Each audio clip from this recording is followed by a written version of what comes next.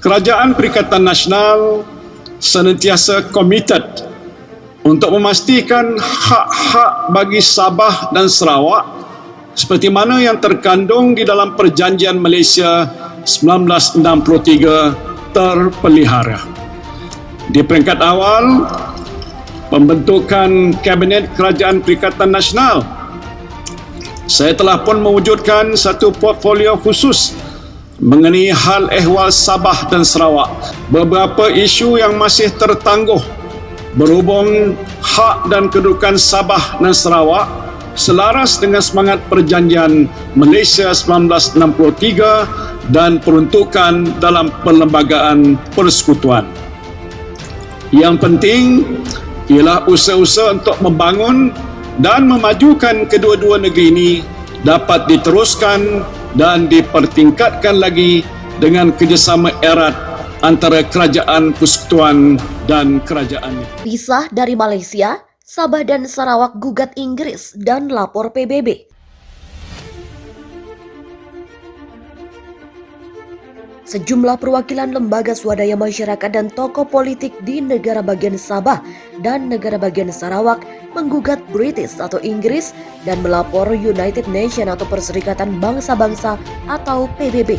Menggugat British karena memfasilitasi Sabah dan Sarawak bergabung dengan Federasi Malaysia tahun 1963 atau Malaysia Agreement 1963. Lapor United Nations karena MA 1963 adalah ilegal, menipu masyarakat di Sabah dan Sarawak. Demikian tulis siaran pers bersama Dominic Robert Pay, Daniel John Jambun, dan Peter John Jaban pada Minggu siang. Dominic, Presiden Sarawak Association for People's Aspiration.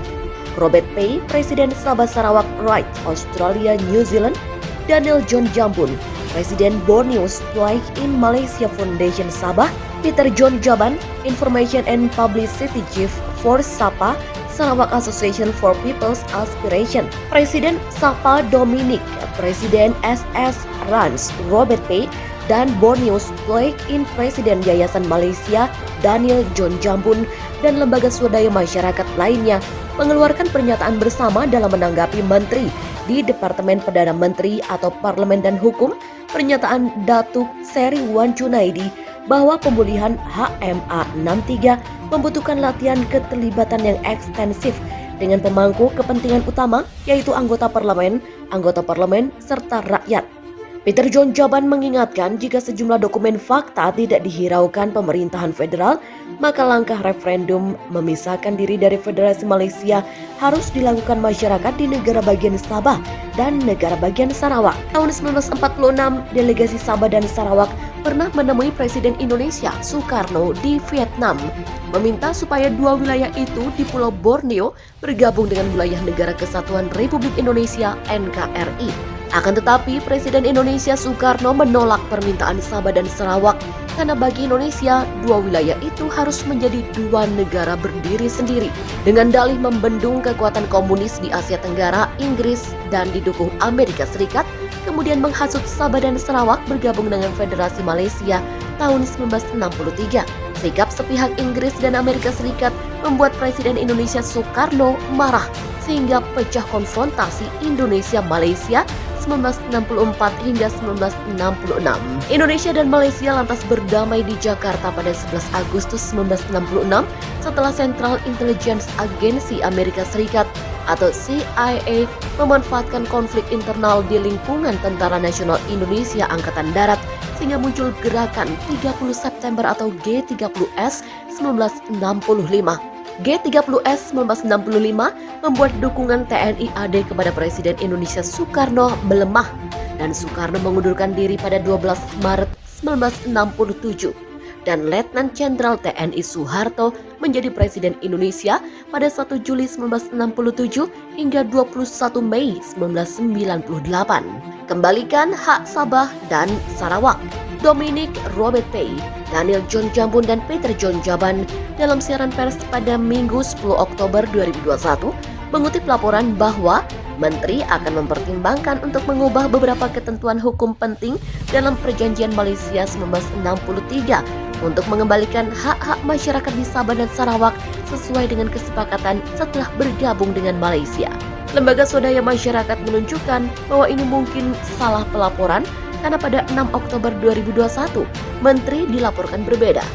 Dalam apa yang tampaknya merupakan koreksi dari laporan sebelumnya, dinyatakan bahwa rancangan undang-undang untuk mengubah federal konstitusi untuk membawa ketentuan yang relevan sejalan dengan perjanjian Malaysia 1963 diharapkan dapat diajukan di parlemen sebelum akhir bulan.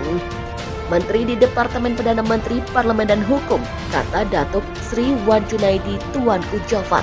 Lantas pada tanggal 8 Oktober 2018, Menteri dilaporkan sebagai menyatakan bahwa perlu untuk mengubah tidak hanya pasal 1 atau 2, tetapi semua bagian dari konstitusi federal yang mungkin bertentangan dengan perjanjian Malaysia 1963. Lembaga swadaya masyarakat dalam menanggapi laporan tersebut meminta Menteri untuk segera mempublikasikan laporan MA63. Lembaga swadaya masyarakat menyambut baik pendekatan baru untuk berkonsultasi dengan rakyat.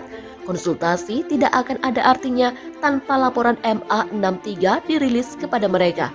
Dan diragukan apakah akan ada waktu yang cukup sejak Menteri mengatakan rancangan undang-undang akan diajukan pada 26 Oktober 2021.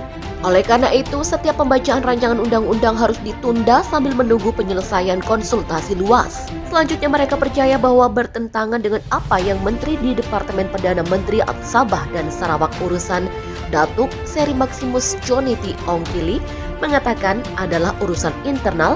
Malaysia memiliki kewajiban perjanjian untuk menyampaikan laporan tentang MA63 kepada Perserikatan Bangsa-Bangsa dan juga kepada pemerintah Inggris yang telah mempertahankan melanjutkan minat dalam kemajuan Sabah dan Sarawak di Malaysia karena mereka terlibat dalam kolonisasi. Kewajiban perjanjian ini muncul dari kesepakatan Manila Accord 1963 yang disepakati oleh Malayan pemerintah bahwa transfer Inggris dari Borneo Utara dan Sarawak ke Federasi Malaya dilakukan tergantung pada hasil penilaian PBB pra-Malaysia atas keinginan rakyat mereka. Setelah penilaian, PBB telah mengesahkan Malaysia yang didirikan berdasarkan MA63 dan tunduk pada tinjauan MA63 yang dibuat pada tahun 1973. Ini berarti bahwa PBB memiliki minat yang terus-menerus pada bagaimana dekolonisasi berhasil. Namun tinjauan itu ditinggalkan oleh pemerintah federal karena lemah alasan, menyangkal hak rakyat dan PBB untuk memeriksa kembali keanggotaan mereka yang berkelanjutan dalam federasi.